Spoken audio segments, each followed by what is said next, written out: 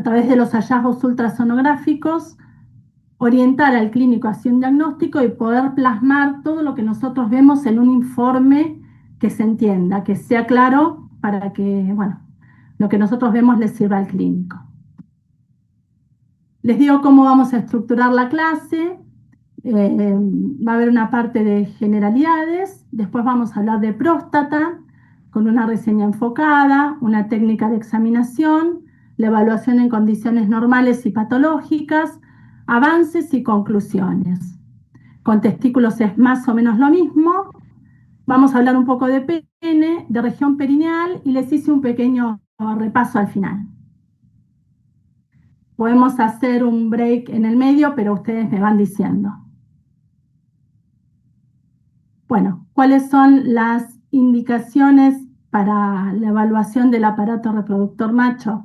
Hematuria, secreción uretral, enfermedad sistémica, tenesmo, patología locomotora, infertilidad, prostatomegalia, anomalías testiculares, escrotales, desequilibrios hormonales como el hiperestrogenismo y pseudohernias perineales.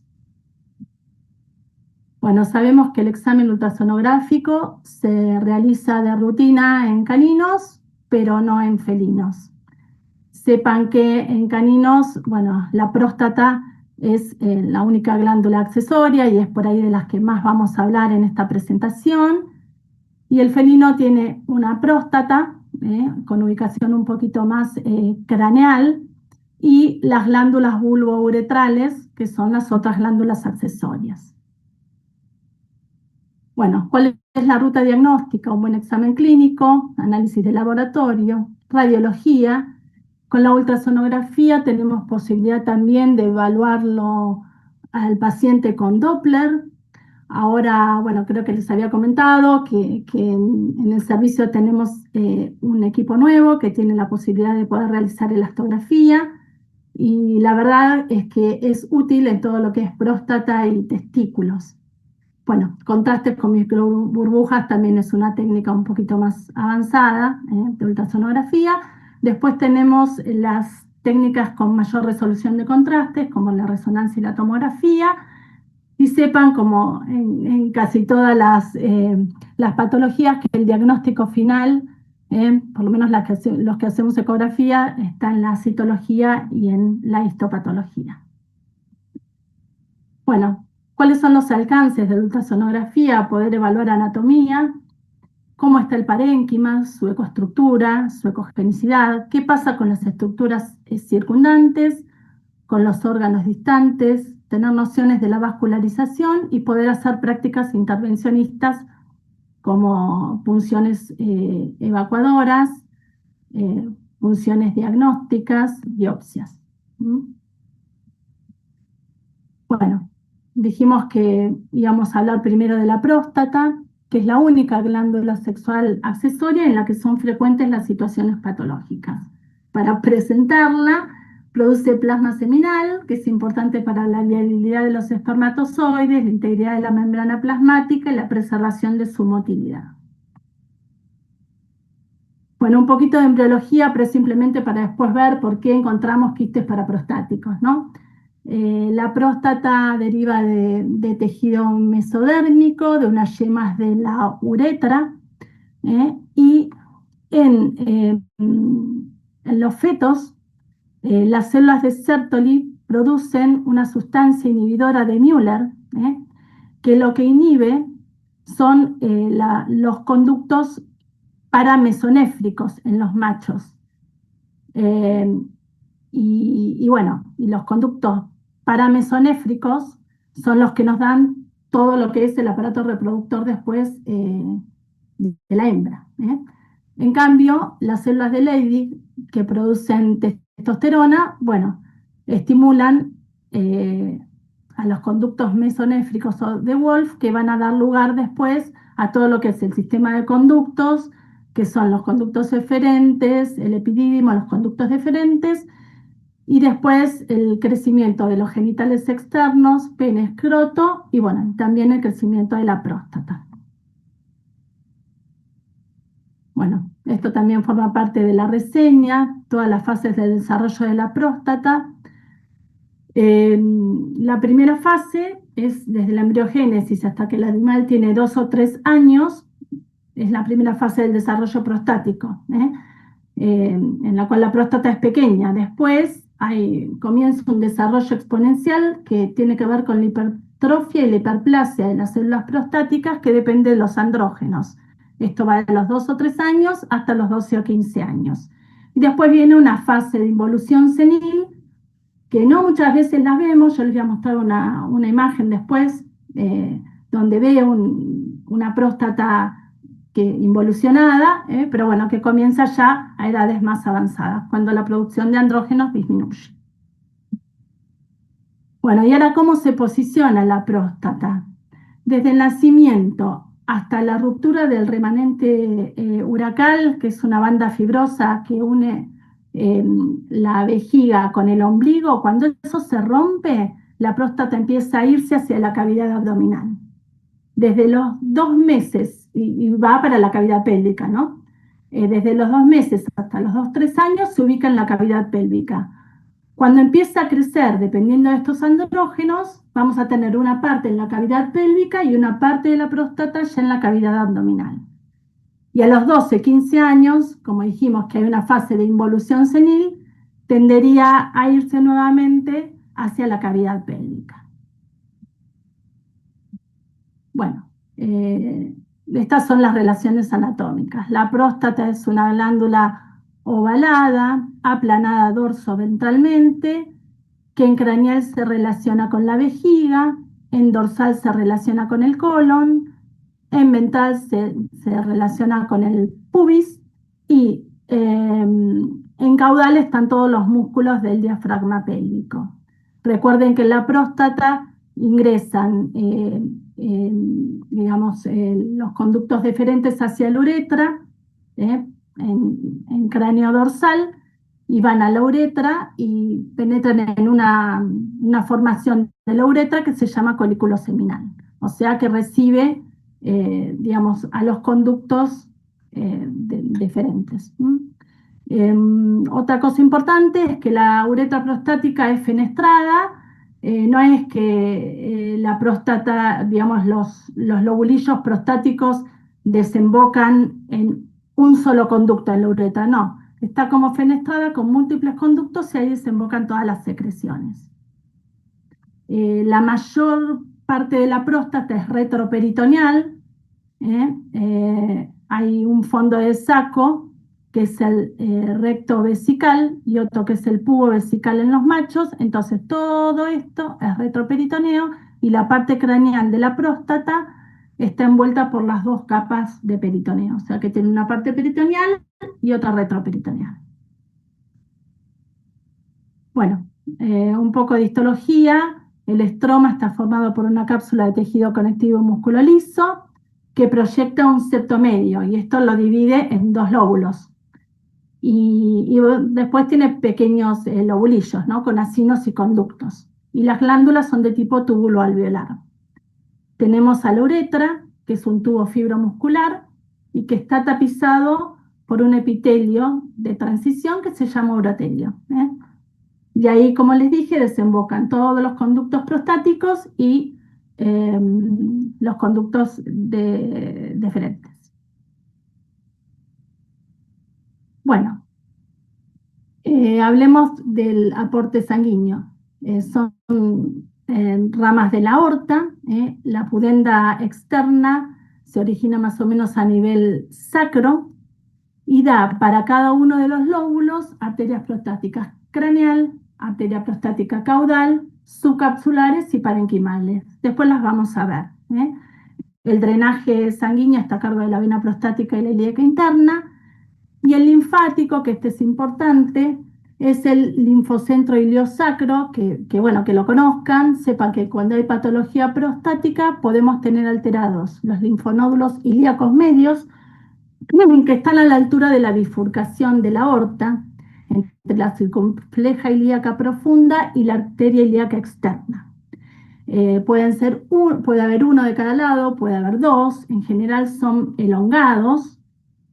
Después tenemos a los linfonódulos hipogástrios, hipogástricos que están un poquitito más atrás, a nivel de la séptima o sexta lumbar, y van a ver ustedes dorsales a la vejiga. Después los vamos a mostrar para que ustedes los puedan reconocer, y tienen una forma un poco más redondeada. Y bueno, último están los sacros, que bueno, pueden ser uno o dos, a veces son inconstantes y no los podemos diferenciar de los hipogástricos ecográficamente.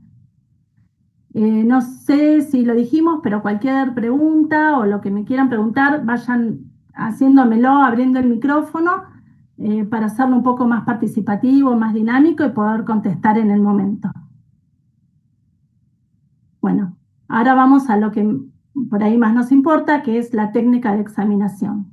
En realidad, la preparación del paciente no es necesario prepararlo demasiado, porque en realidad no tiene muchos pelos ahí en la parte del abdomen caudoventral. Y como en todas las maniobras que nosotros hacemos con el ecógrafo, necesitamos usar alcohol y gel de acoplamiento. Manejamos dos tipos de transductores. El microconvex trabaja con, acuérdense, frecuencias más bajas, tiene mayor poder de penetración y menor poder de resolución, pero al ser el cabezal de esta forma microconvexa y redondeadita, nos permite mejor, digamos, tener mejor manualidad cuando queremos explorar la próstata, ¿no? Y bueno, y los transductores lineales, si nosotros quisiéramos ver estructuras un poco más grandes o un poco más de detalle. Acuérdense que trabaja con mayores frecuencias, eh, menor penetración y mejor poder de resolución. Vamos viendo, de acuerdo al animal, qué transductor utilizamos. Bueno, ¿qué abordajes hacemos? Nosotros hacemos los transabdominales o prepúbicos. Posicionamos al paciente en decúbito lateral o en decúbito dorsal. Yo lo posiciono en decúbito lateral y coloco el transductor a un lado del pene o prepucio, craneal al pubis, y ahí voy basculando. Veo la vejiga, me voy al cuello de la vejiga y basculo hacia caudal hasta encontrar la próstata. ¿Qué pasa? La vejiga distendida tracciona de la próstata hacia craneal, y nos permite una mejor visualización. Así que está bueno que vengan con una vejiga que tenga retención urinaria. Y la vejiga vacía hace lo contrario. Y sepan que en los castrados es más difícil visualizar la próstata, pero les recomiendo que hagan el ejercicio de poder verla. Y bueno, la técnica transrectal es experimental, necesita sedación, otro tipo de transductor, y la ventaja que tiene es que hay un mejor solapamiento porque no hay tantas estructuras interpuestas, una zona focal un poquito más corta, y bueno, se logra muchas veces una mejor resolución. Pero bueno, no es lo que hacemos. Este trabajo muestra una comparación entre abordajes transrectales y transabdominales, diciendo que por ahí con el transabdominal podemos ver mejor estructuras prostáticas craneales, y que la transrectal como es más precisa para ver cápsula, parénquima, uretra, pero bueno, no es lo que hacemos. Es mucho más tediosa porque, bueno, ya les expliqué, es la elección en humanos, pero en veterinario utilizamos la transabdominal. Este es un trabajo donde compararon medidas en un carcinoma prostático con las medidas obtenidas por resonancia magnética, y vieron que el abordaje transrectal era más preciso. Bueno, pero vamos a lo nuestro. Nosotros abordamos transabdominal, y las medidas que tenemos que tomar en una próstata de un macho entero son el corte longitudinal. Entonces tomamos esta medida en la próstata, después tomamos una medida de profundidad en el corte longitudinal. O sea, esto es un corte longitudinal, un lóbulo, otro lóbulo, acá está apoyado el transductor.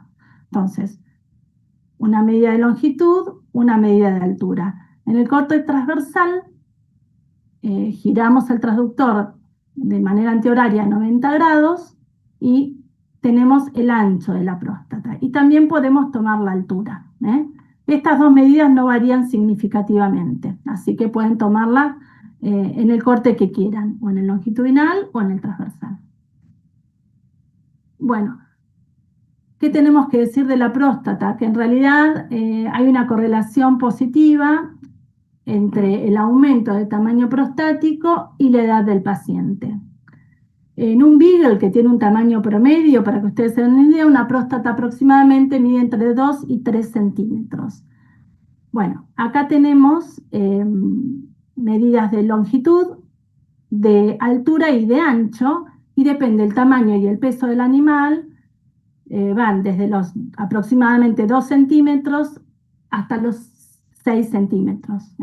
Pero bueno, la verdad que lo importante en todo esto es ver cómo está la ecoestructura, la cogenicidad y el tamaño de la próstata y si esto está teniendo correlación con la clínica del paciente. Y a partir de ahí, hacer seguimiento de esa próstata a ver si involuciona su tamaño. O sea que es bastante variable. Acá este es un trabajo donde vieron que el volumen prostático que nosotros calculamos con el modelo elíptico, que es el que calculamos, por ejemplo, también cuando hacemos tiroides u otros órganos, en donde calculamos la longitud, la profundidad y el ancho por 0,523 o 0,524, se correlaciona muy bien con la determinación del volumen real de la próstata. Se hizo un estudio donde había pacientes normales y con patologías y vieron por un estudio que se llama método de desplazamiento en agua, los pacientes fueron eutanasiados, midieron el volumen y vieron que ese volumen se correspondía muy bien con las medidas que nosotros tomamos mediante ultrasonografía. Y acá hay una fórmula que si ustedes ponen el peso en kilos del animal y lo meten dentro de esta fórmula, podríamos obtener el volumen prostático también, además de esta fórmula. Bueno, ¿qué correlación encontramos con la radiología? A ver si, ahí está. Ahí lo saco, ahí va. Bueno, con la radiología sabemos que la medida que más se le parece a la ecografía es la longitud, no así el alto. Es más preciso y se correlaciona mejor la longitud prostática que nosotros vemos en la radiología con lo que nosotros encontramos en la ecografía. En la radiología nos ayuda mucho a definir la próstata, que está acá, este pequeño triángulo de grasa, que lo que produce es un contraste con tejidos que tienen radiodensidad de tejidos blandos, y ahí la podemos identificar. Pero sepan que en condiciones normales por radiología no debe superar el 70% del diámetro, no debe superar el 70% de la distancia entre el promontorio del sacro y el borde craneal del pubis. Este es el diámetro conjugado, y en el diámetro transverso, que es el ventrodorsal, no debe superar la mitad de ese diámetro. Pero esto, bueno, es una correlación con la radiografía. Sepan que nosotros podemos evaluar mucho mejor la próstata por ecografía, ¿no? Pero antes, cuando no estaba, utilizábamos la radiología. Bueno, el tamaño glandular tiene una correlación positiva con el peso y con la edad en machos enteros. Y no hay correlación en castrados. Siempre la vamos a ver pequeña, hipoecoica, de medidas similares. Y bueno, se describe que en el Scottish la próstata es bastante más grande que en los animales de igual talla. Cuando vi Scottish, todas las veces que vi, no me pareció gigante, pero bueno, esto es lo que está descrito. También se describe en el corte transversal el patrón de mariposa, que está dado por el desarrollo del epitelio glandular cuando el animal es sexualmente maduro. Entonces, cuando es sexualmente maduro, acá se desarrolla un tejido más hipoecoico, que corresponde al tejido glandular, y acá hay más preponderancia de fibras de colágeno en el corte transversal. Entonces da un patrón que se dice patrón de mariposa. En los sexualmente inmaduros es todo más homogéneo, más parejo. Bueno, y ahora vamos a lo que más nos interesa a nosotros, que es cómo tenemos que ver la próstata, cómo la tenemos que evaluar y qué forma, tamaño, coestructura y ecogenicidad tiene. Yo lo que les hice es una evaluación ultrasonográfica de un macho entero joven o de mediana edad, después de un macho de edad más avanzada, para que vean que en un macho de edad avanzada, si vemos una próstata con cambios hiperplásicos y no tiene clínica el paciente, lo podemos considerar como normal propio de la edad. La describimos, pero no la asociamos con patología. Bueno. La próstata ya dijimos que es ovalada, aplanada dorso-ventralmente, tiene una textura fina, es ecogénica y una cápsula delgada y lisa que la rodea. La uretra prostática está en el medio y divide los dos lóbulos en el corte longitudinal. Después hacemos un corte transversal antihorario y vemos otra vez los dos lóbulos, una estructura circular al medio redondeada que es la uretra prostática, que se ubica central o dorsal. Y esta imagen de contornos semicirculares hiperecoica con proyección de sombra limpia, que es el colon. Cuando ustedes la empiezan a explorar, no se confundan cuando ven esta imagen porque le pertenece al colon. Bueno, y estas serían las características de un macho joven. Este es un tekel de 4 años. Bueno, y esta es la imagen ultrasonográfica de un macho entero de mediana edad o de edad avanzada. Este es un beagle. Fíjense que este es un corte longitudinal y este es un corte transversal.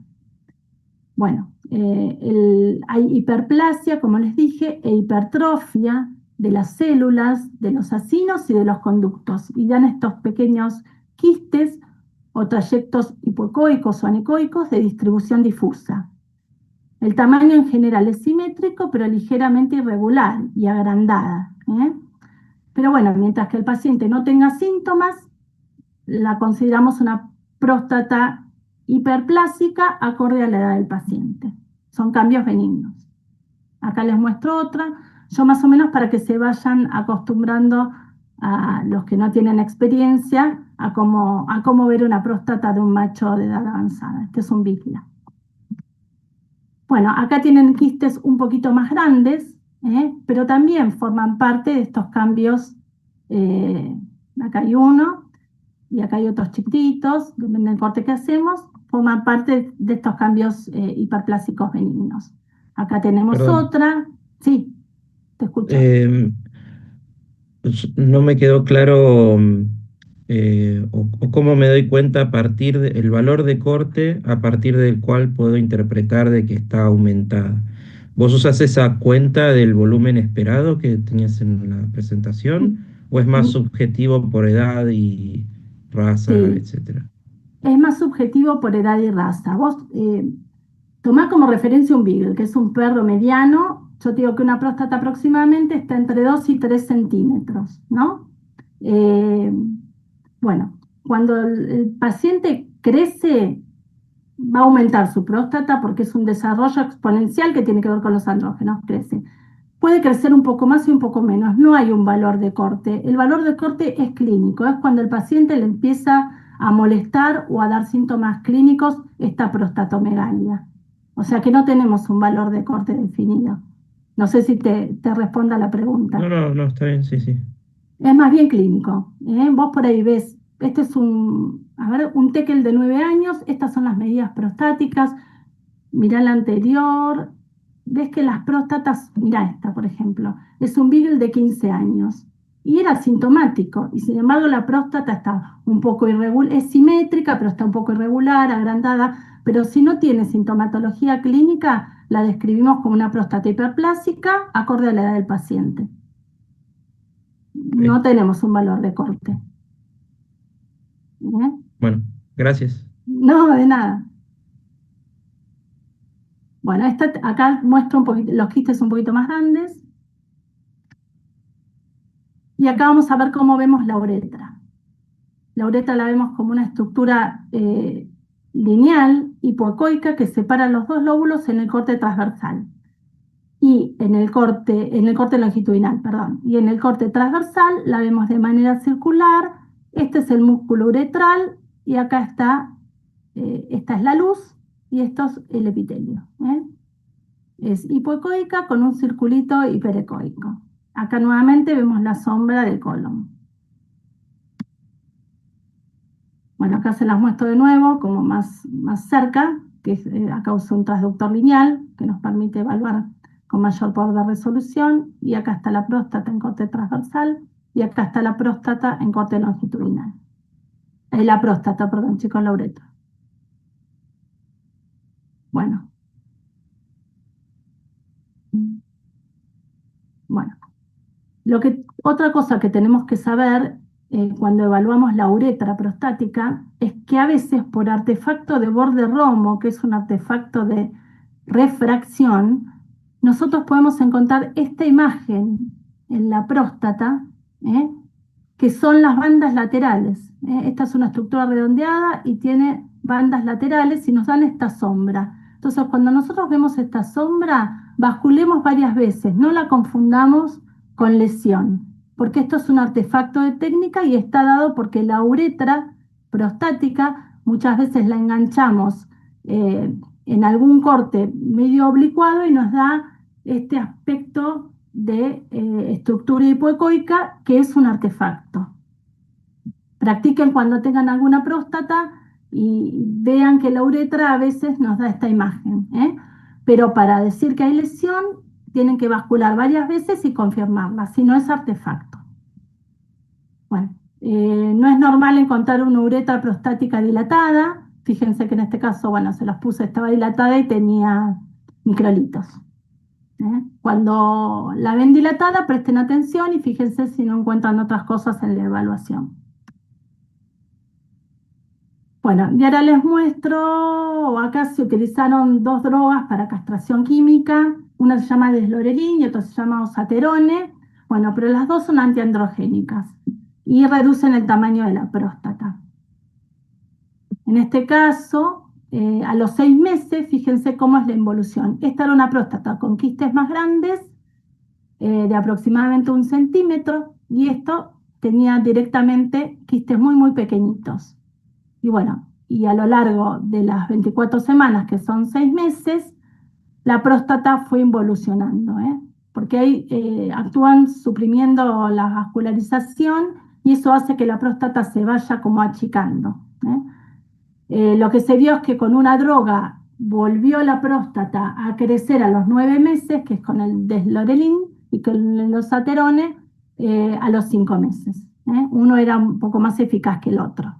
Pero se lo puse para que ustedes vean cómo va evolucionando la próstata a lo largo del tiempo. Actúan más o menos como el finasteride.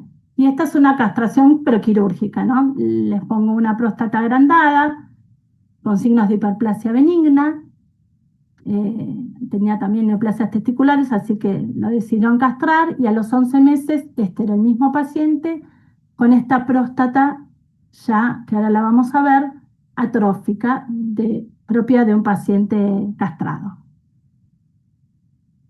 Y esto era lo que les decía al principio, que no lo veo muchas veces, pero este era un mestizo bastante grande, de tamaño y de peso, con 16 años. Y fíjense la próstata pequeña que tenía. Y yo, bueno, le interpreto como que esa próstata tuvo una involución senil, porque miren, los testículos estaban bien y era una próstata relativamente pequeña para un mestizo grande de 16 años.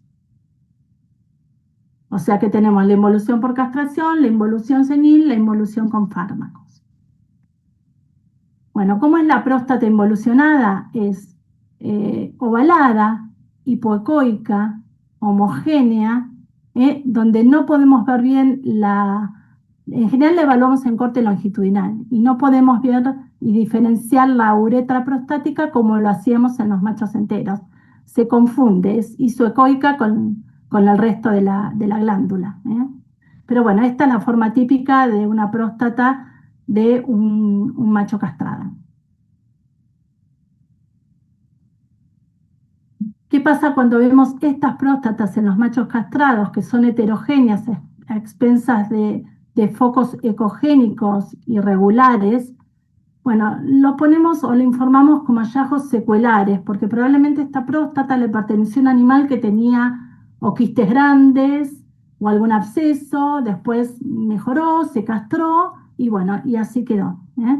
Entonces, cuando lo vemos así, lo podemos poner que está heterogénea, a expensas de focos ecogénicos irregulares en el parénquima, que pueden sugerir cambios seculares, pero no le informamos como una próstata patológica. Bueno, atención, la próstata también en los machos jóvenes a veces la podemos encontrar un poquitito más dorsal a la vejiga, no tan en la pelvis. Ahí yo se las marqué y ahora les muestro esta también. Ven, acá están los dos lóbulos prostáticos, son animales más jóvenes, donde la próstata la podemos encontrar por esto del desplazamiento. A este nivel. Presten atención, cuando no la encuentran, cuando empiezan a hacer ecos y no la encuentran donde en realidad la van a buscar, que es más intrapélvica, y son digamos, animales jóvenes, fíjense, más bien dorsal y caudal a la vejiga. Bueno, acá les puse un cuadro que por ahí, si no quieren, no lo leemos porque es todo lo que yo ya dije, pero está bueno que lo tengan de machete para cuando tengan que hacer sus informes, ¿eh? Cómo se ve la próstata en un macho joven o de mediana edad, de edad avanzado y en un castrado, ¿eh? Ténganlo para después reverlo cuando tengan que hacer sus informes. Bueno, y acá me tocó un felino como un europeo adulto, que si bien no vamos a hablar de la próstata del felino en esta presentación, se las muestro porque se ve así, es pequeña, hipoecoica y muy, muy difícil de visualizar. Bueno, y ahora veamos la evaluación de la próstata en condiciones patológicas. Hasta ahora vimos todo lo que es normal, ahora vamos con todo lo que es patológico. Bueno, como me preguntó José Luis, la hiperplasia prostática benigna muchas veces evoluciona a una hiperplasia quística, a una metaplasia escamosa, eh, y bueno, y ahí empieza a dar síntomas, o crece mucho, ¿no? Después otra patología que encontramos son las prostatitis bacterianas agudas y crónicas, los quistes paraprostáticos y las neoplasias. Bueno, de todo esto vamos a hablar y les voy a mostrar imágenes, que es lo más importante para que ustedes se lleven. Síntomas clínicos de enfermedades prostáticas. Está bueno que ustedes interroguen a la gente antes de hacer la ecografía o puedan leer la historia clínica si la tienen a mano. Bueno, recabar un poco de información, ¿no? Pero los síntomas más frecuentes de patologías prostáticas son goteo de sangre por uretra, que no está asociado a la micción, tenesmo, infecciones recurrentes del tracto urinario. Acuérdense que siempre hay un poco de reflujo hacia la vejiga, hematuria, hemospermia, y menos habituales, dolor, fiebre, obstrucción uretral, infertilidad y alteraciones en la marcha. Bueno, como les dije, la hiperplasia prostática benigna puede evolucionar y pueden generarse un montón de quistes, muchos quistes de distribución difusa, más grandes, y bueno, la clasificamos como una hiperplasia prostática benigna quística. Puede estar asociada a metaplasia escamosa. En realidad esto es histológico, pero bueno, cuando los quistes que se desarrollan tienen que ver con la producción de estrógenos por parte de las células de Sertoli, por ejemplo, en un tumor testicular. Bueno, y los describimos como quistes pequeños, múltiples y difusos en el parénquima prostático. ¿Pueden dar hemorragia? Sí. ¿Pueden dar inflamación? Sí, pero en general no son sépticos. Veamos imágenes. Este es un mestizo de 7 años y fíjense cómo se visualizan más las estructuras quísticas dentro del parénquima y difusas, de distribución generalizada en ambos lóbulos, o sea, distinto a como les mostré las hiperplasias prostáticas benignas comunes. Acá tienen alguna otra, con un quistecito un poco más grande. Bueno, cuando estos quistes o estas próstatas hiperplásicas benignas se contaminan, bueno, pueden generar las prostatitis. Las prostatitis tienen un cuadro mucho más florido, ¿eh? Son infecciones bacterianas agudas o crónicas, se pueden desarrollar abscesos, ahora se los voy a mostrar cómo se ven en la próstata, habitualmente por vía ascendente, desde la flora uretral o vía hematógena. Acá les puse los agentes etiológicos que más se aíslan y acuérdense que por ahí puede haber también ocasionales y fúngicas. Bueno, pero esto es lo más importante. Cuando nosotros nos encontramos con el paciente, vemos y sospechamos de una prostatitis, ¿con qué nos encontramos? El paciente ya viene sintomático, con dolor a la maniobra exploratoria, con hipertermia, camina, tiene dolor, camina embarado, bueno. Alrededor de la próstata yo les conté cuando les mostré la imagen de radiología que había grasa. Bueno, esa grasa produce una esteatitis. Acá se empieza a inflamar, hay interdigitaciones de líquido, vemos un poquito de fusión, vemos reacción de la grasa, vemos linfopatía, ilíacos medios, son más alargados, les dije, a la altura de la bifurcación aórtica, y después ya más dorsales a la vejiga y más caudales, encontramos los hipogástricos, que son más redondeados y que en condiciones patológicas, bueno, aumentan su tamaño.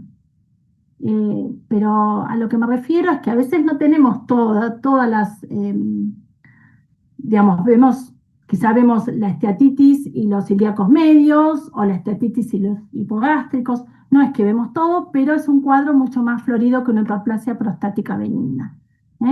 Y las próstatas con las que nos encontramos son estas. Generalmente pueden estar un poco agrandadas de tamaño, pero lo que nos tiene que llamar la atención son estas cavidades, que son mayores a 1 centímetro, y el paciente está con dolor. Así se ven los abscesos prostáticos, digamos, imágenes cavitarias, irregulares, que pueden involucrar uno o ambos lóbulos. Y bueno, las describimos así, digamos, no se ve el típico absceso por el tipo de tejido que compone la próstata. Digamos, no se ve el típico absceso con tejido de granulación, como estudiamos y vimos en otros órganos. En la próstata se muestran así. Y bueno, este paciente era un pastor blanco suizo que tenía linfopatía y le había encontrado estas imágenes cavitarias en la próstata. Acá también había un poco de esteatitis. El paciente tenía mucho dolor. Acá hay otro, pero bueno, yo más que nada se los pongo para que vean cómo describiríamos o cómo deberíamos informar una prostatitis aguda y cómo la veríamos ecográficamente, ¿no? Con imágenes cavitarias más grandes, y el paciente sintomático, y linfadenopatía, esteatitis, escasa difusión de la grasa regional. Acá hay otro, bueno, son todos imágenes de prostatitis aguda, pero se las pongo para que vayan viendo las diferencias entre las distintas imágenes, ¿no? Todo esto es de prostatitis aguda. Este era un paciente, era un ovejero alemán muy malo que vino a la facultad, entonces se las puse porque también acá tiene cavidades grandes en la próstata, estaba con mucho dolor, muy sintomático y tenía bastante celularidad en vejiga, o sea, esto se los pongo para que también revisen todo porque hay reflujo hacia la vejiga cuando hay infecciones. Este era otro paciente con prostatitis aguda, donde prácticamente el absceso le involucraba toda su próstata. El absceso en la estructura cavitaria de adentro. Bueno, y este era un absceso por Corynebacterium, que me lo prestó una doctora con la que trabajé muchos años. Y se la puse, esta es de libro, pero es una prostatitis fúngica para que no lo descarten porque puede estar entre las posibles etiologías. Bueno, y este es Chevy. Este es un macho que es castrado de 11 años que vino a consulta también con un cuadro de mucho dolor. Estaba castrado, vimos esta estructura cavitaria que nos llamó la atención. y una próstata más aumentada de tamaño por estar castrado y un linfonódulo también heterogéneo, ilíaco medio izquierdo. Esto vino en septiembre. Después volvió en noviembre, donde también veíamos la próstata acá y había estructuras cavitarias y acá otra, y linfopatías.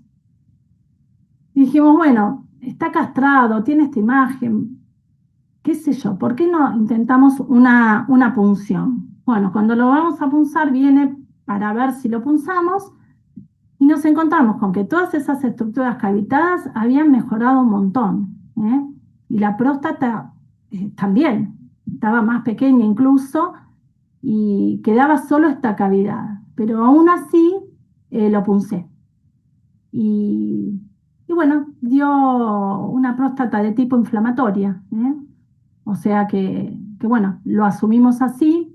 De todas maneras, no tengo el cultivo, pero volvió al año siguiente y otra vez volvió, digamos, con infecciones en su próstata.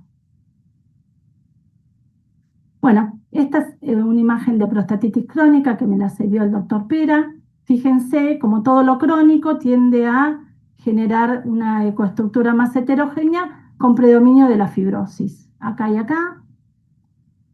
Y bueno, esta también, más irregular, más fibrótica, como todo lo que es degenerativo crónico.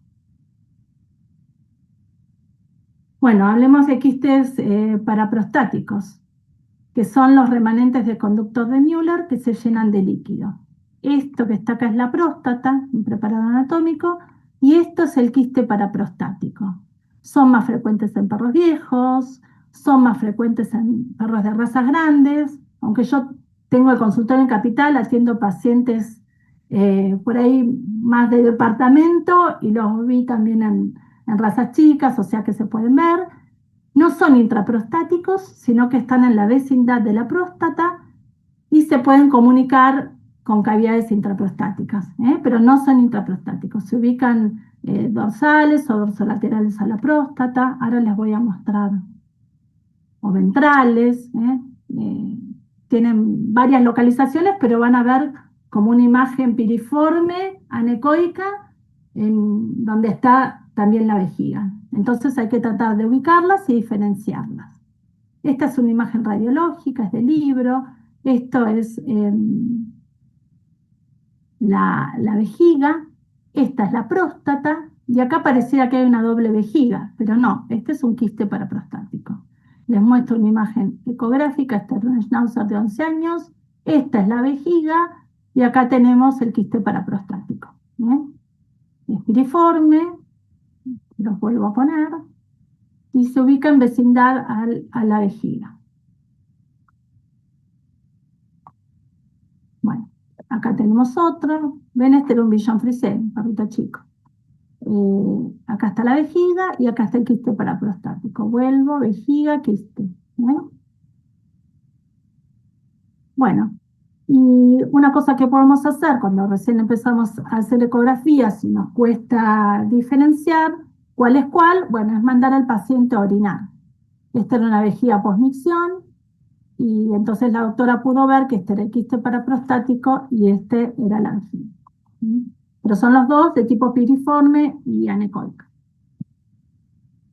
Les muestro, este es un paciente viejito, pero se lo puse, capaz que el ecógrafo no era tan bueno como los que usamos ahora, pero este quiste paraprostático, los quistes paraprostáticos también se pueden complicar y pueden tener celularidad. Este tenía celularidad, no es lo más común de ver. En general los vemos como estructuras anecoicas, piriformes, que se parecen mucho a una vejiga y el contenido anecoico es límpido. Pero puede haber celularidad y se puede mineralizar. Este caso lo presentó el doctor López Vale en la especialidad de radiología y bueno, y me gustó y se los muestro porque era una hernia inguinal en la que esta estructura con radiodensidad mineral que vemos acá es un quiste paraprostático herniado. El paciente era un labrador de 8 años, que claudicaba, tenía una displasia de caderas, venía con problemas del miembro posterior derecho y mucho dolor. Y bueno, y encontraron esta estructura por radiología, que acá se intenta ver nuevamente, ¿eh? Eh, que es un quiste paraprostático, que acá esta es la próstata, acá se comienza a ver, y acá este es otro corte donde se ve mejor, y acá ven que tiene esta imagen más refringente, bien hiperecoica, y bueno, pertenece a una mineralización del quiste paraprostático. O sea, puede haber mineralizaciones, puede haber celularidad, no es lo más común, pero hay. Esta es una imagen de resonancia magnética donde acá encuentran esta estructura hipodensa, es el quiste. Y les muestro esto, bueno, que vino el año pasado al consultorio y me lo guardé, porque esta es la próstata y esta estructura tubular es un útero masculino. También es una anomalía congénita, pero está bueno que si alguna vez lo tienen y el paciente es un macho, este era un macho entero, puedan informarlo como tal. No es común de ver. Bueno, hablemos de las neoplasias, que tampoco son comunes. Es una incidencia muy bajita la que hay. Generalmente son malignas. Cuando llegamos al diagnóstico ya hay metástasis. Son más frecuentes en los machos castrados, de edad avanzada, de razas medianas a grandes. Como les dije, se diagnostican tarde porque ya en general hicieron metástasis. Pero el comportamiento es invasivo local, o sea, metastatizan a ganglios regionales, a huesos de la pelvis, a la columna. Los más comunes son los de origen epitelial, el adenocarcinoma. Después también hay de células transicionales derivados del tracto urinario, hay carcinomas indiferenciados y de células escamosas. Y tenemos los de origen no epitelial, como los fibrosarcomas, leiomyosarcomas, leiomiomas, hemangio y linfoma maligno. El linfoma se presenta más como una patología derivada del linfoma multicéntrico que una primaria de próstata. Y les muestro un caso que vino al consultorio, se llamaba Benito el paciente, un mestizo de 9 años, que cuando le hicieron la ecografía veían una próstata ligeramente heterogénea, linfopatía regional, ligeramente heterogénea a expensas de múltiples imágenes puntiformes y perecoicas. Le sacan una radiografía y lo que más llama la atención es esta reacción osteoproliferativa a nivel de las vértebras lumbares, como que estuvieran desflecadas. Y esto nos hizo pensar que por ahí la próstata no era normal. Había también celularidad en vejiga. Bueno, seguimos avanzando con el diagnóstico y se le tomó una muestra por cateterización traumática y dio adenocarcinoma prostático. Se le volvieron a repetir radiografías donde se vuelve a ver la reacción osteoproliferativa y yo aproveché y lo miré con el eco y acá se los comparto. Tenemos la próstata, que es todo esto, la invasión a la uretra, y la próstata se muestra con múltiples imágenes puntiformes y perecoicas que son focos de mineralización. Esto es muy típico de los adenocarcinomas prostáticos. Se los muestro de nuevo para que se graben la imagen en sus cabezas. Bueno, este es otro paciente, Darwin. Bueno, a Darwin también veníamos este era un paciente que se vio por los dos métodos, por ecografía y por radiología. Por radiología no mostraba demasiada alteración, por acá podría haber alguna imagen puntiforme, mineralizada en área de proyección de la próstata, pero en general no veíamos compromiso óseo, ¿no? En este paciente, metástasis ósea. Bueno, pero ecográficamente estaba bastante comprometido. Acá les vuelvo a mostrar, miren lo que es la próstata, no se las van a olvidar. Ujú. Bueno, así era su próstata, volvemos a mirarla. ¿Y qué pasa? En general invaden la uretra y lo que provocan, pueden invadir también el trígono, entonces provocan, acá está la invasión a la uretra, esto es el uréter, ¿m?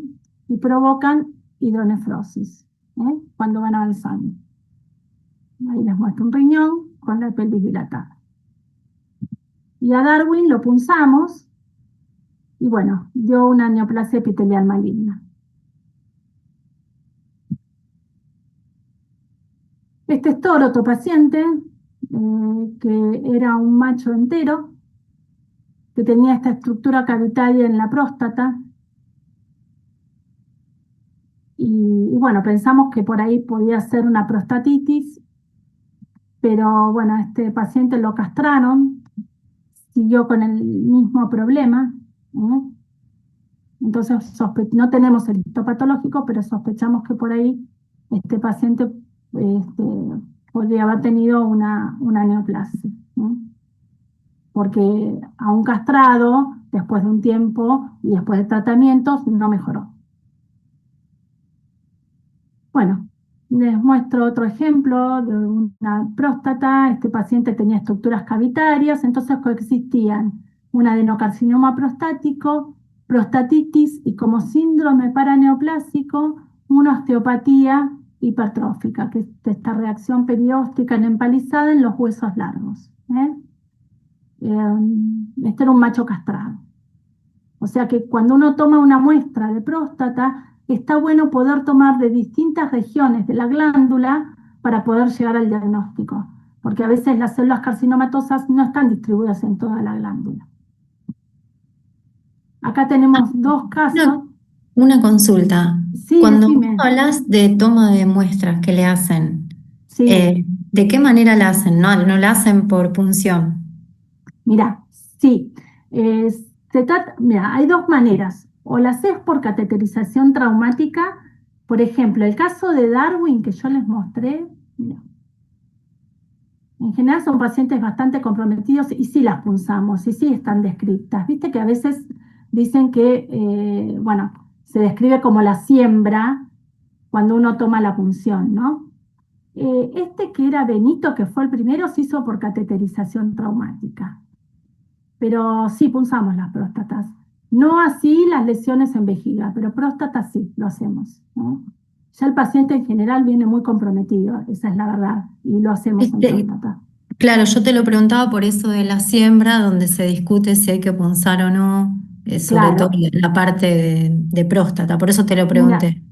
sí, bueno, es discutido, pero en realidad nosotros punzamos las próstatas. Ya te digo, no así las vejigas. Si vos ya tenés el diagnóstico por una cateterización traumática, porque también tienen temas en vejiga, bueno, ya está. Pero sí, está descrita la punción de próstata y vas a ver en los trabajos que yo muestro que se punza, ¿eh? Eh, Así que, bueno, Perdón, si Anita, podés, sí, la verdad es que todos punzamos próstatas y la verdad es que voy a hablar de mi experiencia. En general, después de punzarla, sé que da, ah, porque lo hago en un lugar que se sabe que da. Y nunca tuve una siembra por punzarla percutánea. bien.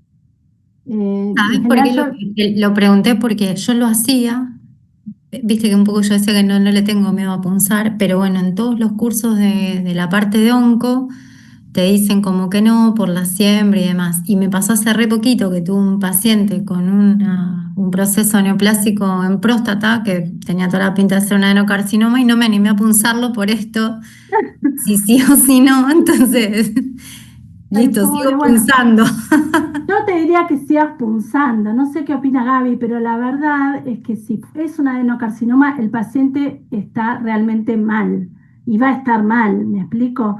Digamos, no le vas a cambiar la vida porque vos lo punces, pero bueno, eh, entiendo la postura y entiendo eh, tu razonamiento. Coincido. Y nunca tuve una siembra por la punción. te lo aclaro. Eh, Está descrito, pero lo hago en un lugar que se dedican a la oncología.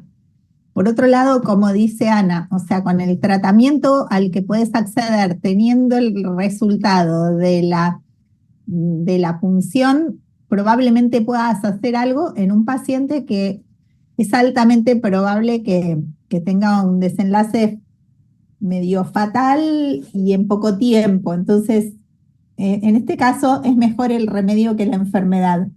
Pero más eh, allá de eso, de verdad que nunca tuve ninguna siembra, ¿eh?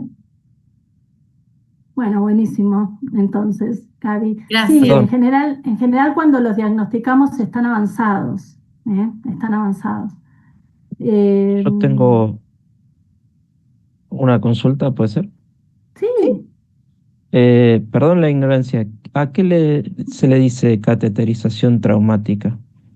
es cuando, digamos, es un método que lo que se hace es sondear al paciente, la sonda llega a la vejiga o llega a la próstata, y bueno, la realidad es que ahí,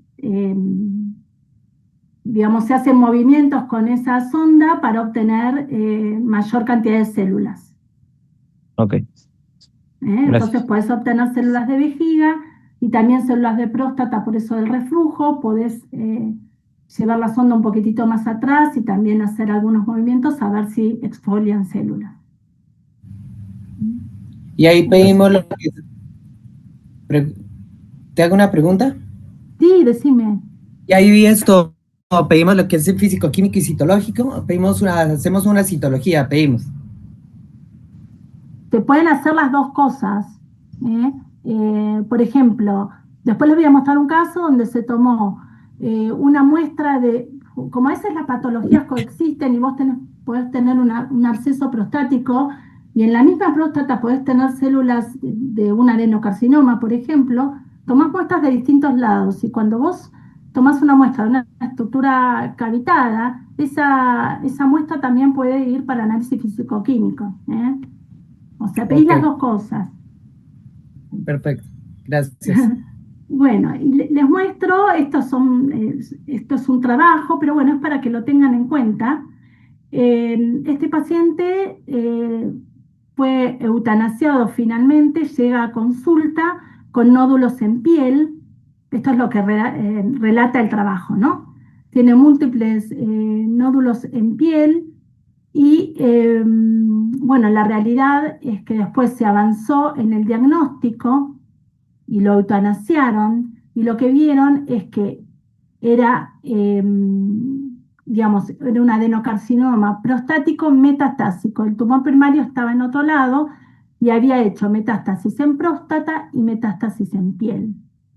Y en este caso, no, en este caso el paciente, este es otro paciente que fue a consulta, que lo investigaban por temas neurológicos, porque caminaba mal, digamos, tenía, digamos, patologías locomotoras en miembros posteriores, y en realidad creo que caminaba mal porque lo que tenía era un adenocarcinoma prostático.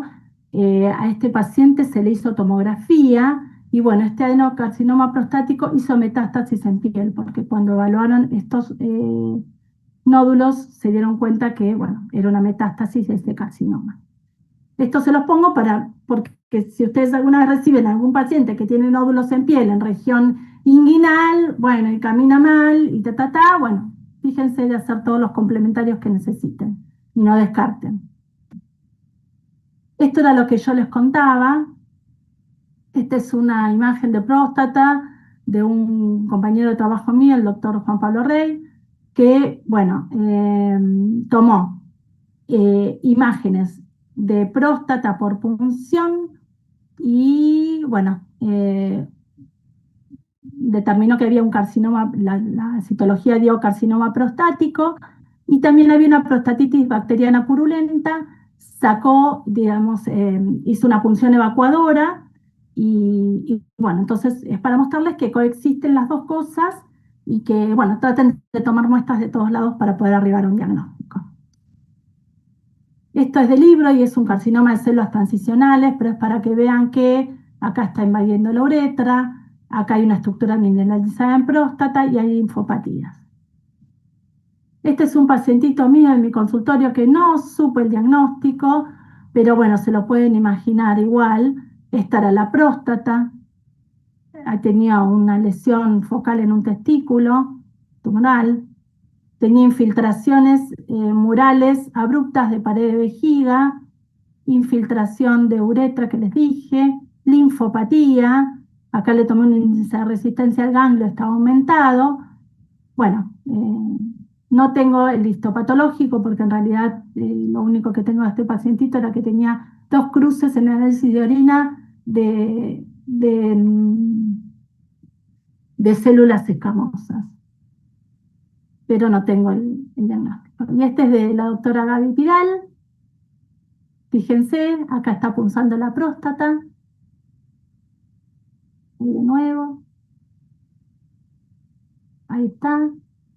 Bueno, y este paciente tenía un carcinoma prostático y un carcinoma urotelial.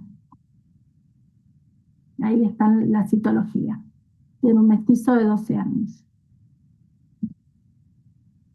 Bueno, acá les muestro, este es un trabajo en realidad que muestra, miren, acá un útero masculino, como es el que les mostré el video recién, muestra próstatas con linfoma, tanto en pacientes enteros como en castrados, y las diferentes formas de presentación. Acá se ve la próstata como una estructura bien hipoecoica, que nos llama la atención por la ecogenicidad. Esta es toda la próstata y tiene un foco hipoecoico en el medio irregular. Acá tiene una textura más gruesa y acá se presenta con múltiples nódulos. Se los pongo para que vean las diferentes formas de presentación, tanto en enteros como en castrados. Acá ya son los que no son de origen epitelial, que también pueden estar en un macho entero, en un pointer entero. Esta es la próstata, y esto era un leiomiosarcoma, y esto es un galgo de 10 años castrado, este es de libro, es un hemangiosarcoma, y esto es un trabajo.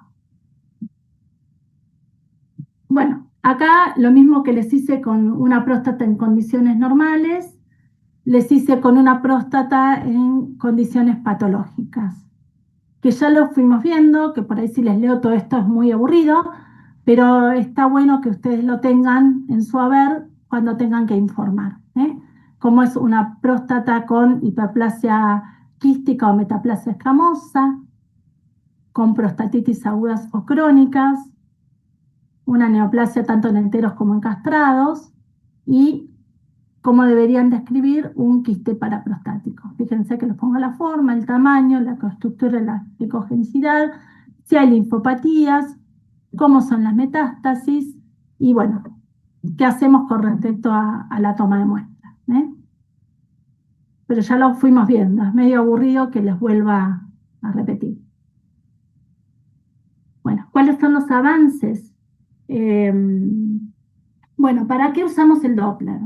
Lo podemos usar para evaluar el flujo sanguíneo antes de hacer una biopsia o una punción. Siempre pongan Doppler, siempre vean que están punzando. Hay estudios que hablan de velocidades máximas y mínimas e índice de resistencia para arterias prostáticas. Todavía no hay nada estandarizado, pero les voy a mostrar algunos trabajos con algunos valores. Y bueno, la técnica de Doppler color realzado con contraste de microburbujas, siempre este contraste que se inyecta son microburbujas del tamaño de los hematíes, que lo que hacen es mejorar la visualización de la vasculatura dentro de los órganos y nos ayudan a diferenciar. Hay trabajos que dicen que el contraste de microburbujas diferencia entre patologías prostáticas benignas y malignas. Pero bueno, nosotros no lo estamos haciendo en este momento. Son todos trabajos por ahí que se hacen en otros lugares y a veces de manera experimental. Yo en la bibliografía se los dejo por si a ustedes les interesa leerlo. Si quisieran hacer Doppler prostático o empezar a mirar la próstata, bueno, pueden evaluar la arteria prostática craneal a este nivel, el craneal del lóbulo, hacen un espectral y en caudal del lóbulo. son espectros, son picos o espectros de alta resistencia, ¿eh? Y lo evalúan en craneal y en caudal de cada uno de los lóbulos. Bueno, y después lo que pueden evaluar es la arteria prostática subcapsular, que tiene este espectro de baja resistencia. Fíjense, el pico más bajo y la diástole llena, y las arterias parenquimales, con la misma característica. Esta está más superficial en la glándula y esta más adentro. Es bastante difícil, pero yo se los dejo. Acá se caracterizaron diferentes valores de velocidades, de índices de resistencia en las arterias de la próstata, utilizando el Levovist, que es un contraste de microburbujas. Esto no está disponible acá, es otro avance.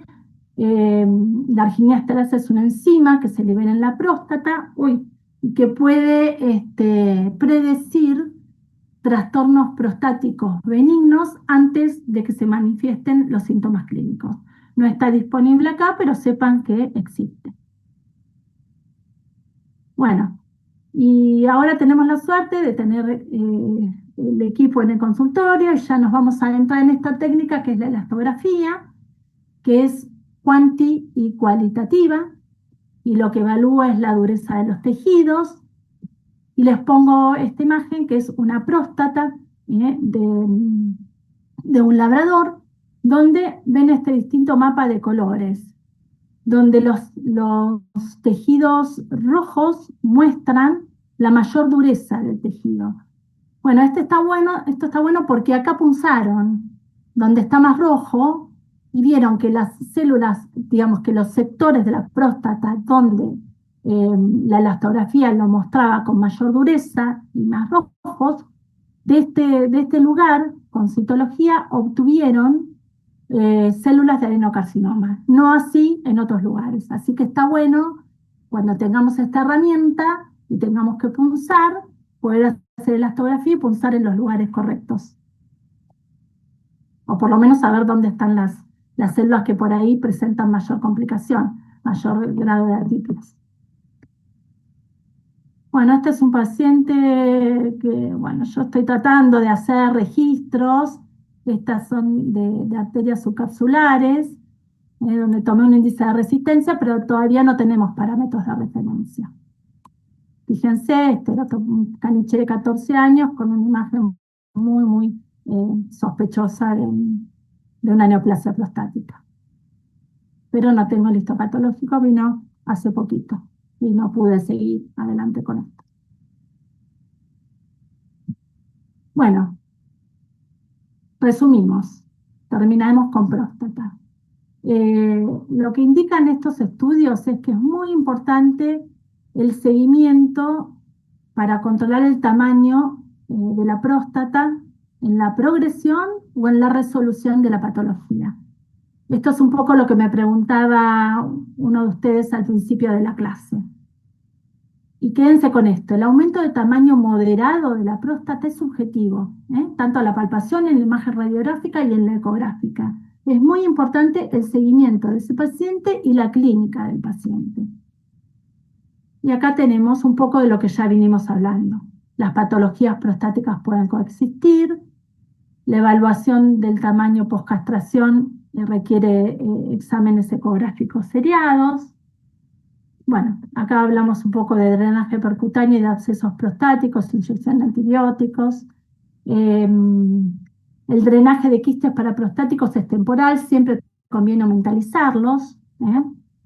El diagnóstico definitivo lo vamos a obtener con aspiraciones con agujas finas y biopsia, o, bueno, con masaje prostático, una cateterización traumática, ¿no? Que de esto ya hablamos. Pero el diagnóstico final siempre es citológico o histopatológico. ¿Quieren hacer un descanso acá o sigo? Sigamos. Dale. ¿Quieren que tome un poco de agua? Bueno, ¿seguimos entonces? Listo. Sí. Dale. Bueno, Testículos. Esta parte ya sé que están cansados, es a la tarde, la doy rápido, pero bueno, lo más importante es cuando vemos las imágenes, pero es un breve recordatorio. Productores de espermatozoides y hormonas masculinas, principalmente la testosterona, necesarias para el correcto funcionamiento del testículo, epidídimo, próstata, y también para la expresión del comportamiento sexual y caracteres sexuales secundarios.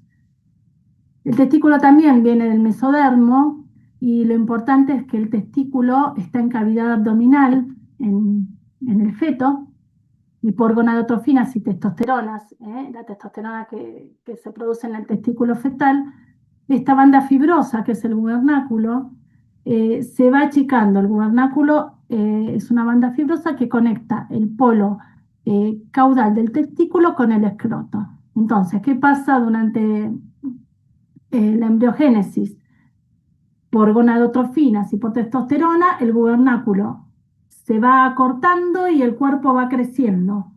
Entonces, lo que pasa es que se acorta el gubernáculo y va llevando el testículo que está en el abdomen a anclarse en el escroto. Después, bueno, vamos a ver, esto lo pongo para después cuando veamos criptorquidismo. Bueno, y estos dibujitos que son de Miller nos sirven para saber que, bueno, los testículos están irrigados por la arteria testicular, que más o menos nace a la altura, bueno, son ramas de la aorta, a la altura del E4, y después tenemos la arteria del conducto deferente, que viene de la pudenda interna. El drenaje venoso, acuérdense del plexo pampiniforme, son, bueno, copia del arterial, pero son todas las venas que después forman el cordón espermático. Y los linfonódulos son parecidos a los linfonódulos que drenan la próstata, son los lumboaórticos, ilíacos medios e hipogástricos. Acá es un breve recordatorio, pero sepan que el epidídimo discurre dorsolateralmente al testículo. Esta es la cola, esta es el cuerpo y esta es la cabeza del epidídimo. Después el conducto deferente discurre dorsomedial. Entonces, de la cola del epidídimo comienza a emerger el conducto deferente, que se va desde caudal a craneal a formar parte del cordón espermático, que acá está el plexo pampiniforme, etc. Pero, bueno, en general lo que vemos ecográficamente es el epidídimo. Conducto deferente, no lo vi nunca. Bueno, sepan que los testículos, digamos, están dentro del escroto, que el escroto tiene la piel y el dartos, que el dartos es una estructura fibromuscular que proyecta un septo medio, que divide al escroto en dos mitades.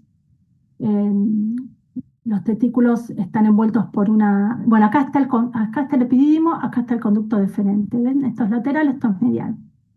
Y acá están los vasos ahí del conducto deferente. Y los testiculares. Bueno, esto sepan que tiene una túnica albuginea el testículo. La primera capa es una túnica albuginea. Después tiene la túnica visceral vaginal y la túnica parietal vaginal, que son evaginaciones del peritoneo, las fascias y la piel del dartos, que ya lo mencionamos. Es más o menos un recordatorio de cómo es el testículo. Bueno, acá más recordatorio, el estroma está formado por la túnica albuginea, que es lo que nosotros vamos a ver ecográficamente, que es una estructura bien delgada y hiperecoica que rodea el testículo. Esto es tejido conectivo denso que proyecta septos, y dentro de esta túnica albuginea, que es tejido conectivo denso, están estos septos. Dentro de los septos, que forman parte del estroma, encontramos las células de Leydig. Y estos septos van a formar parte también de lo que es el mediastino testicular. Después el parénquima está formado por lóbulos que tienen células espermatogénicas y sus tentaculares de Sertoli. Son todos estos. Y forman los túbulos seminíferos contorneados, los rectos que están acá, los conductos eferentes y después ya viene el epididimo. Cabeza, cuerpo, cola, conducto deferente. Bueno, para los testículos nunca usen alcohol, para los que no hacen ecografía. Y bueno, la misma técnica de exploración y preparación del paciente, no se rasura. Selección de transductores, está bueno que utilicen el lineal. Ya hablamos de las ventajas del lineal. A veces cuando son testículos grandes tenemos que recolocar la sonda porque no podemos abarcar todo el testículo en la misma insonación, ¿no? Tenemos que ir moviendo el transductor para poder abarcar todo el testículo. Muchas veces hacemos o un abordaje directo donde ponemos el transductor arriba de un testículo o utilizamos un testículo como ventana acústica para ver el otro. Depende del paciente y de lo que ustedes quieran hacer. Los cortes son longitudinales y transversales. Para el epidídimo tenemos que recolocar la sonda muchas veces para poder evaluarlo todo en caso de necesitarlo. Bueno, fíjense. Cabeza, cuerpo, cola. Este es el testículo. Esta es la rete testis. Y este es el testículo en corte transversal. Y esto que lo vemos longitudinal, acá lo vemos como un puntito. Hacemos un corte longitudinal y un corte transversal. Y acá tomamos las medidas. En general este corte no lo hacemos nunca, es bastante más complejo y bueno, con este corte nos arreglamos. Pero estos son los dos cortes que habría que hacer. Bueno, fíjense. ¿Cómo es el testículo? Tiene una textura fina y homogénea y una ecogenicidad media. Los márgenes son delgados, lisos e hiperecoicos, dados por la túnica albuginea. Y la línea hiperecoica central o foco hiperecoico en el corte transversal es el mediastino testicular. Tomamos una longitud y tomamos una altura. Fíjense acá. Acá miramos el epididimo. Tiene una textura un poquito más gruesa que el testículo. La cabeza y el cuerpo son isoecoicos. La cabeza es más triangular y el cuerpo es esto que ven acá. Son isoecoicos. Y la cola es redondeada y más hipoecoica. Y fíjense que están en dorso lateral del testículo. En la imagen ecográfica lo vemos ventral, pero anatómicamente esto está dorsal. Bueno, tamaño y volumen tienen correlación positiva con el peso promedio. Esto es un poco lo mismo que vimos para próstata. Hay medidas aproximadas de longitud, de ancho y de alto, de acuerdo al peso del animal. Acá les muestro un testículo de gato, donde a veces está bueno usar, el que se vaya a dedicar a esto, ¿no? A reproducción felina, almohadillas de alejamiento, porque podríamos visualizarlo mucho mejor. Siempre transductores de muy alta frecuencia, se practican los mismos cortes y padecen los mismos trastornos. Pero bueno, nosotros no los evaluamos de rutina, por supuesto, y además la mayoría están castrados.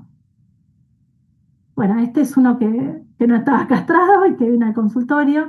Acá tienen ambos testículos, como se ven, con mi transductor, con una frecuencia bastante alta. Fíjense acá, de 10.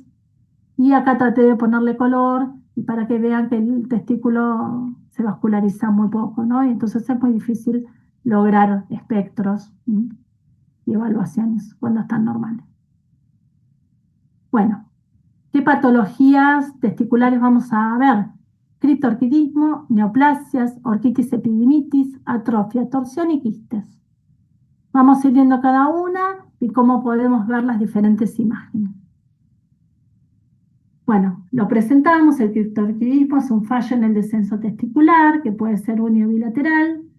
¿Y dónde se localizan? En el abdomen y pueden ir desde el polo caudal del riñón hasta el área de proyección del canal inguinal o en el tejido subcutáneo, desde el anillo inguinal externo hasta el escroto. Los podemos buscar, siempre tenemos que buscarlo en esas localizaciones.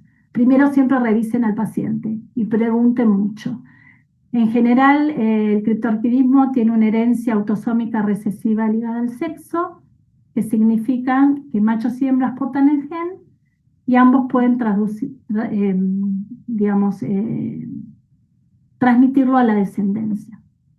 Bueno, ¿cómo son los testículos? Los testículos retenidos o ectópicos son más pequeños porque sufren un daño térmico, hipoecoicos, cuando no están alterados porque no están neoplásicos, son homogéneos, tienen una ecoestructura conservada, digamos, hipoecoica homogénea, ¿no? Y ven ahí el mediastino testicular. Traten de identificarlo cuando busquen testículos ectópicos porque son pequeños y a veces los confundimos. Cuando la ecoestructura está conservada, que no están tumorales, son así pequeños hipoecoicos y traten de verle el mediastino y homogéneo. Bueno, fíjense, acá les puse, bueno, es un poco burdo, pero este es un testículo que está retenido entre asas de intestino. Fíjense acá el gas de las asas de intestino y fíjense cómo se ve el mediastino.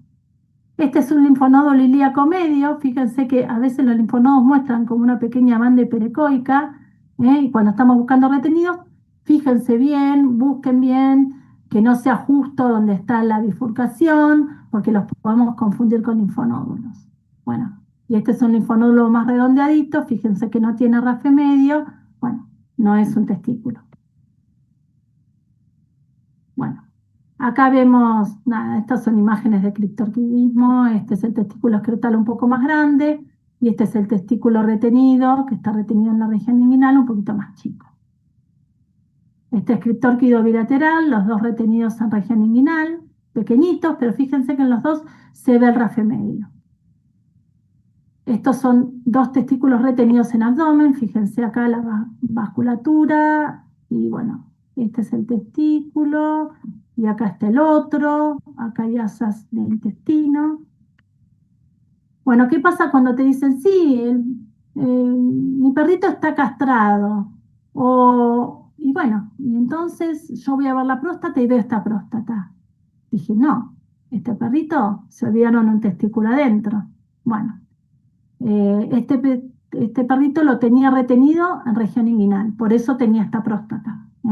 Acuérdense que los testículos producen testosterona y producen un crecimiento de la próstata que depende de esta producción. El metabolito activo es la dihidrotestosterona, pero bueno, produce crecimiento prostático. O sea que si a nosotros nos dicen que el paciente está castrado y nosotros nos encontramos con esta próstata, busquen bien porque puede estar el testículo retenido en algún lado y le sacaron solo uno.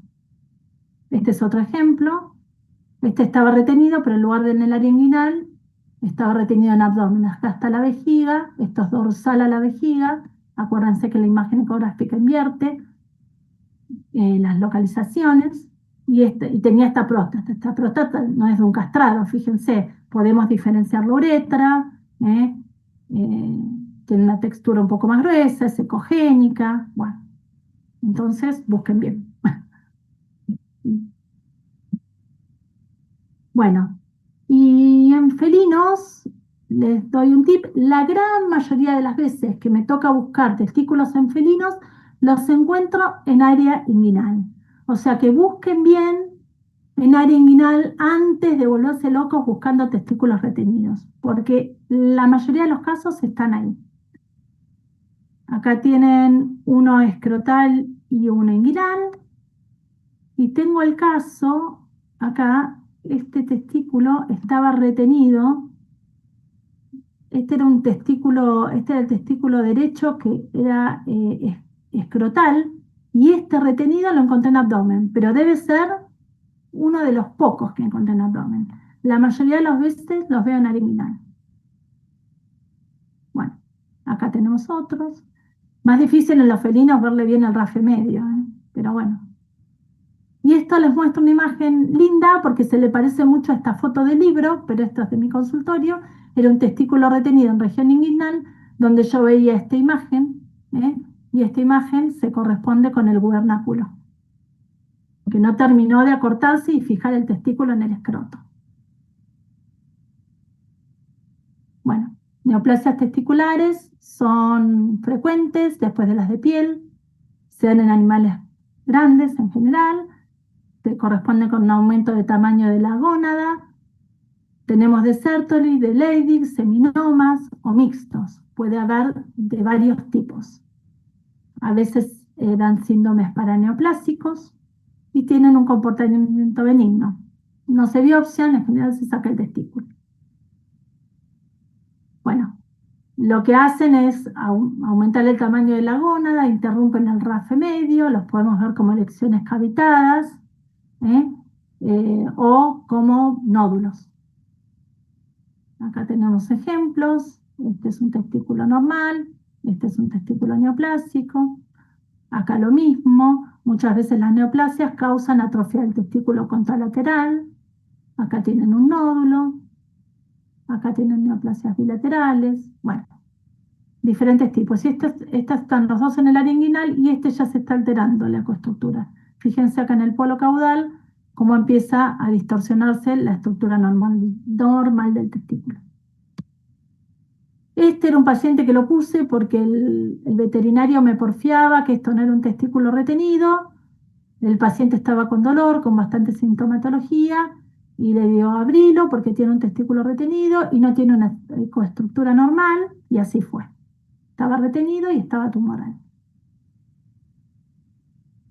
Bueno, acá les hice un cuadrito de los 3 tipos de tumores testiculares que encontramos. Esta es la frecuencia de presentación, son más frecuentes los de Sertoli. Los de Sertoli se presentan como grandes masas, en general son unilaterales, tienen mayor predisposición a la torsión dentro del abdomen y producen estrógenos, entonces dan síndrome de feminización, pueden dar aplasia medular, metaplasia escamosa prostática. Tienen comportamiento benigno en general, dan poca metástasis, pueden dar linfadenopatías en los mismos linfonódulos que son lumboaórticos, ilíacos medios e hipogástricos que mencionamos antes. Tienen crecimiento lento. Los de Leydig se presentan como nódulos bilaterales, bueno, y producen testosterona, se relacionan con adenomas de glándulas perianales, hiperplasias prostáticas benignas. Y los seminomas son más parecidos a los de Sertoli, pero la verdad que ecográficamente no los podemos diferenciar. Acá les muestro para que se graben que por ahí los de Leydig son más de tipo nodulares, estos son preparados. Acá se las puse para que vean este libro, pero que coexisten los dos tipos celulares. Este es un escrotal que tiene células de Leydig y seminoma, y este tiene células de Sertoli y seminoma. Este paciente es un paciente que me cedió la doctora Dana, donde punzaron esta linfopatía en abdomen. Era un mestizo que estaba castrado, tenía 14 años, y de la punción lo que encontraron es que las células de esta punción se correspondían con una metástasis de un tumor de células de Sertoli, o sea, ya no tenía los testículos ni nada, pero llegó a metastatizar. Esto se los muestro que era un paciente mío del consultorio que le vi una neoplasia intestinal y estaba entero y se me ocurrió mirar los testículos y tenía un nódulo. Y bueno, seguramente ese testículo era tumoral. Después le perdí el rastro. Bueno, esto no es muy frecuente. Las neoplasias de epididimo son raras. Provocan un agrandamiento del epididimo generalizado o masas. Esto es del libro y es un linfoma. De esto no tengo el histopatológico, pero un paciente con un agrandamiento epididimal muy marcado. Un caniche de 13 años, lo que estoy marcando acá es el epidídimo, y esto es el testículo. Y ahora hablemos de las inflamaciones que son más frecuentes. Están las orquitis y las epididimitis, que se pueden dar orquiepididimitis o orquitis o epididimitis. Bueno, se provocan por vía hematógena, desde vejiga, próstata, uretra, o directa por heridas penetrantes. Acá están las bacterias que lo pueden producir. Para lo que es agudo, una epididimitis aguda, como todo lo de agudo, responde a un aumento de tamaño del epididimo y del testículo. El parénquima puede ser hipoecogénico, o medio, o, digamos, con ecogenicidades mixtas, aspecto parcheado, radiado, ¿eh? Puede tener estructuras cavitadas, abscesos, fluido extratesticular, el escroto engrosado. Y bueno, todo lo crónico es más pequeño, tiende a disminuir el tamaño, a estar más fibrosado, y el parénquima puede ser hiperecogénico mixto. Les muestro, estas son orquitis agudas. Acá hay bastante vascularización, y acá ven el testículo agrandado, esta ecoestructura radiada. Este es del doctor Pera, que me lo cedió también, una orquitis aguda con epididimitis aguda, bien vascularizado, por lo que es un testículo que en general no vasculariza mucho, o casi nada, les diría. Y esto es del libro y es una blastomicosis para nunca olvidarnos de los hongos, que no son muy frecuentes, pero bueno, podrían dar lesiones también. Esta es una epididimitis aguda, esta es de un consultorio, lo que le hizo la doctora Bauser. Y este es del libro, donde está bien engrosado el epididimo. Acá no tenemos la insonación con Doppler. Este también es un caso mío. Fíjense el epididimo, lo engrosado que estaba y lo vascularizado que estaba. Testículo, epididimo. De uno de la izquierda. El derecho estaba totalmente normal. Testículo, epididimo. Este me lo cedió Gaby Pidal. Fíjense, como todo lo crónico, que tiene estos focos hiperecoicos con distribución difusa, que son fibrosis. Esta es una orquitis crónica. Bueno, las atrofias testiculares tienen un tamaño pequeño cuando están atróficos. El parénquima puede ser homogéneo, hipocogénico a isocogénico. Cuando los vemos en escroto pueden responder a cambios seniles. Cuando los vemos en criptórquidos se atrofian por daño térmico. Cuando los vemos en correspondencia con alguna neoplasia testicular, uno neoplásico y otro atrófico, es por influencia, síndrome paraneoplásico, influencia hormonal, y por orquitis previas también pueden estar atrofiados. Acá les muestro un testículo escrotal con un tamaño normal y un testículo retenido. Esto es por criptorquidismo. Acá vemos por neoplasias, un testículo grande, un testículo atrófico. Y estos son, este testículo tiene cambios seniles. Un testículo normal y uno más chiquitito y más fibrosado por cambios seniles.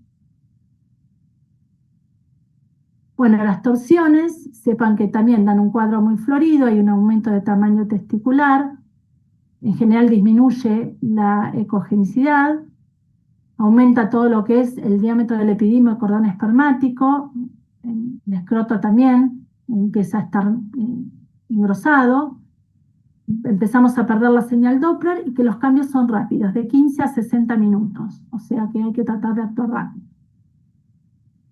Este testículo me lo pasó la doctora Gaby Pidal y era un testículo, un tumor de células de Sertoli que se torció en el abdomen. Esto da mucha sintomatología. Es una imagen de masa en el abdomen. Este es del libro, fíjense, esta imagen de masa de gran tamaño con radiodensidad de tejidos blandos en mesoastrio. Bueno, era un testículo retenido, tumor de células de Sertoli. Acuérdense que los de Sertoli tienden muchas veces a generar tumores dentro del abdomen y a torcerse. Bueno, los quistes, tanto en testículos como en epidídimos, se ven como se ven todos los quistes, son áreas redondeadas, anecoicas, circunscriptas, con refuerzo, y son hallazgos. En el epidídimo los llamamos a veces ectasia de los conductos del epidídimo y en general no traen ninguna signología. Les muestro imágenes para ver. Estos son quistes, cuando los vemos así, por ahí informémoslos como quistes, simples hallazgos y los ponemos a controlar. Esta es una ectasia de conductos de epidídimo, se ven así. Este es el testículo y este es el epidídimo. Y esta es una de consultorio nuestro muy parecida. Bueno, ¿qué avances tenemos en testículos? Bueno, la utilización del Doppler, El flujo arterial normalmente se detecta en testículo y en cordón espermático, y no se detecta en epidídimo. ¿Mm? Lo que vemos es una arteria localizada dorsalmente entre el testículo y el epidídimo. El flujo venoso normalmente no se detecta. Con el Doppler de amplitud mejoramos un poco la visualización del flujo sanguíneo en el parénquima testicular y en el epididimario. Y el Doppler color de amplitud lo usamos si vemos en realidad un flujo destacado más que nada en plexo pampiniforme. Bueno, fíjense, acá es donde podemos localizar muchas veces la vascularización, y acá, ahora después les voy a mostrar fotos, que es, digamos, que corresponden, esta es la arteria marginal y esta es la arteria testicular. Y así se ve el flujo en el plexo pampiniforme. Van con el transductor hacia cráneo dorsal y lo buscan. Y se ven las arterias y las venas del plexo. Bueno, esta es la arteria supratesticular, que tiene también este espectro de baja resistencia. Y esta es la arteria marginal, que es la que se ve entre el testículo y el epidídimo. Si logran hacer un espectro, se vería así. Y estas, las intraparenquimatosas, también muy difíciles. Les muestro que para testículos también se utiliza la elastografía y también se utiliza el contraste de microburbujas general en estudios experimentales, ¿no? O en los que se dedican a reproducción. En los felinos es difícil, pero bueno, acá esta es una imagen también de la arteria testicular y un espectro, con un espectro de baja resistencia. Pues pasamos a escroto. Las patologías de escroto son hidroceles, que es poco frecuente, secundaria orquitis, torsión testicular, ascites. En general vemos un material anecogénico o ecogénico adyacente a los testículos. Después tenemos hernias similares o escrotales. Dentro de la hernia puede haber asas de intestino, grasa mesentérica. Y bueno, dentro del material herniado puede haber congestión, infartos testiculares, hidroceles, y la dermatitis escrotal, que es un engrosamiento del escroto isoecogénico o hiperecogénico. Les muestro el caso de hidroceles. Acá está el testículo, acá hay líquido, y acá también hay líquido alrededor del testículo. Este paciente tenía líquido libre, creo que era cardiópata, era de mi consultorio en Sharpei. Este me lo pasó el doctor Pera, donde acá estaba el testículo, acá había líquido y acá había una asa de intestino herniada dentro del escroto. Este es un edema escrotal. Este es un paciente de mi consultorio que le hice la ecografía, y lo que veía yo es como rodeando el testículo todo un edema escrotal, era un fluido hiperecogénico, y este paciente tenía linfadenopatías, hipogástricas, ilíacas medias, y probablemente haya sido lo que le provocó todo este edema de escroto. Bueno, en relación al pene, evaluamos el hueso.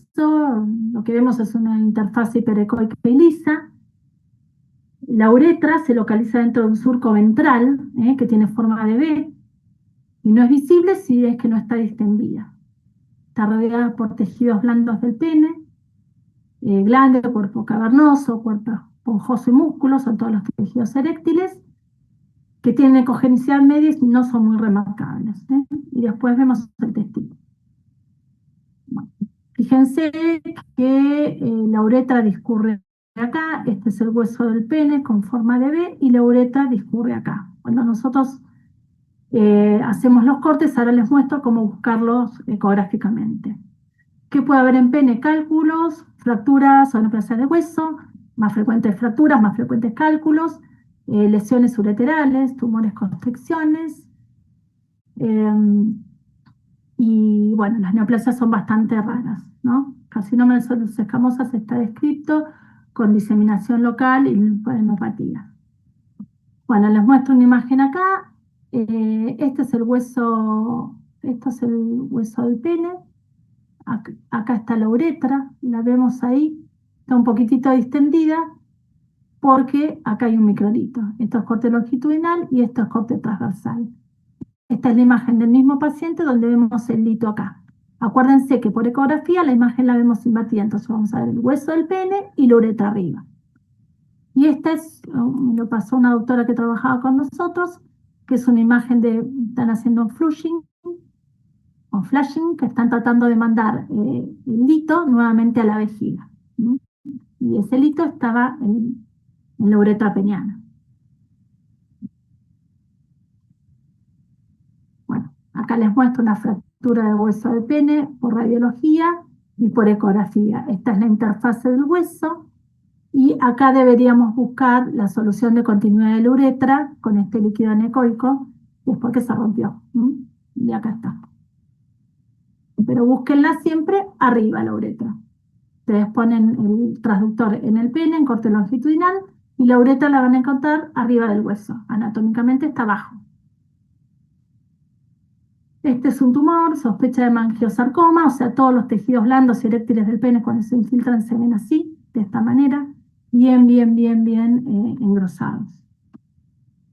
Este era un caso de nuestro consultorio, que era un tumor de Sticker, donde vemos también el engrosamiento, y acá ya había un proceso obstructivo, la dilatación de la uretra prostática que les dije que no era normal verla dilatada, e hidronefrosis bilateral. Y era un tumor de Sticker, de un pitbull de 8 años. Bueno, algo que por ahí les pidan es evaluar el periné. Cuando lo evaluamos, a veces quieren ver si hay compromiso, si hay saculitis. Bueno, en condiciones normales, nosotros vemos los dos sacos anales con una pared y un contenido anecoico ligeramente particulado a veces, pero cuando hay infección, impactación, saculitis, ese contenido lo vemos más ecogénico. Acá está el ano, ustedes posicionan al paciente en estación, ponen el transductor lineal transversalmente en el área perineal y desde arriba van bajando el transductor hasta que encuentran el esfínter anal, basculan un poquito hacia un costado y hacia el otro hasta tratando de encontrar los dos sacos anales. Y ahí pueden hacer la evaluación.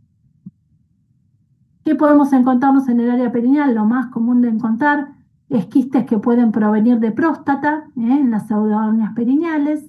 Acuérdense que sean más en machos, que sean más en el lado derecho, y también que podemos encontrar asas intestinales también en la pseudohernia. Y bueno. Patologías más infrecuentes, pero que pueden estar, son adenocarcinoma de sacos anales, adenoma o adenocarcinoma de glándulas perianales. Acuérdense que aparte de los sacos, que son estas dos estructuras que yo les mostré antes, están las glándulas perianales. Nosotros distinguimos en realidad los sacos anales. Y ahora a ver si no se durmieron, les hago un pequeño repaso. A ver cuál les parece que es una próstata atrófica de todas estas. Tengo que ver quién está despierto. Bueno, muy bien. Bueno, ¿cuál les parece que es una hiperplasia prostática benigna? La 2 y la 3. La tres. Bueno, pueden ser esta fila o esta fila. La fila 2, Oh, la del La medio. dos. pero qué brillantes para. Es fácil, pero así se lleva la imagen grabada. ¿Y cuál sería una prostatitis? Esta es la próstata, La este es el última. linfonodo. Bueno, sí. Ya, exactamente, la que tiene el absceso. Genial. Es fácil, pero no es para subestimar, sino es para que les quede la imagen. Gracias por participar. Vamos con la otra. Bueno, esto es fácil. ¿Cuál les parece que es un quiste paraprostático? Tenemos Arriba. esta fila, La esta primera fila. foto. Perfecto, perfecto. Y la neoplasia para que se les grabe la imagen y la linfopatía. Bueno, a ver. Puse otra. Bueno, atrofia de testículo retenido y neoplasia escrotal. Las de arriba, ¿cuál serían? Uno grande y uno chiquito. Es la atrofia. No, atrofia. Muy bien. Y esta es la otra. Bueno, y ahora, otra vez, les puse más. Torsión escrotal, intraabdominal, las de arriba o las de abajo. Y neoplasia intraabdominal sin torsión. Arriba La la torsión. torsión. Espera. La torsión. Perfecto. Espera. Esta es una neoplasia dentro del abdomen, perdón, esta es una neoplasia dentro del abdomen. Hay un testículo derecho que está dentro del abdomen y este es un testículo retenido izquierdo que pierde su ecoestructura normal y se vuelve neoplásico. Y esta es una torsión dentro del escroto. Se estaba torciendo y empieza a ver hidrocele. Eso les quise poner. Después de tanto hablar me tengo que acordar lo que les quise poner. Y esto es divertido y es para terminar la clase. Esta me la cedió el doctor Rey, pero es un paciente hecho en mi consultorio de hipospadia, tenía una malformación, orinaba como una hembra. Este es el pene y bueno, esta es toda su malformación. Y le hizo ecografía y me dijo, mira Ana, yo vi la próstata y me pareció ver una formación también ovalada, cercana ahí a la próstata, que me pareció que podía ser un testículo retenido. Pero bueno, esto lo puse, entiendo que no es gracioso, pero como para terminar la presentación. Y es un caso raro. Bueno, no sé si tienen alguna pregunta o algo que les pueda responder. Ya las fueron haciendo, pero por las dudas. Bueno, acá les dejo la bibliografía. Hay un montón de estudios, un montón de estudios.